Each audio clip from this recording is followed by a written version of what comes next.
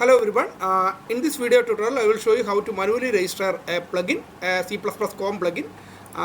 Let's launch the application and see whether any plugins are actually loaded. Right now, no plugins are actually loaded.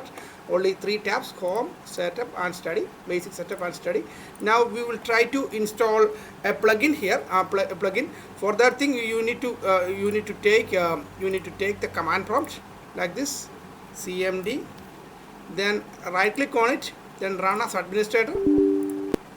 Then you need to go to this folder, okay, install folder. Let me take properties. Then I will copy this thing 32 bit and copy it.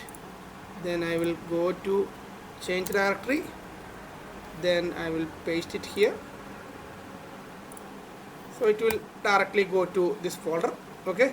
So there, if you list it, you can see 2 DLLs, mycpp addin.dll and polling crystal addin.dll. How to register? There is a command called reg svr32, okay. Then mycpp addin.dll, just enter it, okay. This should register, okay. This should register the DLL, okay. DLL register succeeded, okay. Now let's take the application, close it, and take the application again.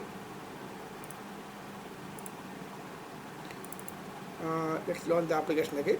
So it actually loaded CPP sample. You can click it.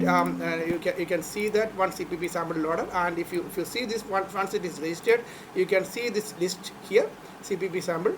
Maybe we can, if you want to unregister it, what you need to do is just run the command again with the -u, okay, like this, -u, then enter. So it will unregister it. If you launch it again, then you can see that plugin is actually missing, okay. It's actually unregistered from the system, okay. So likewise, you can register both the plugins. For the time being, I am just registering both the plugins here. Then I will register Polygon Crystal add-in as well,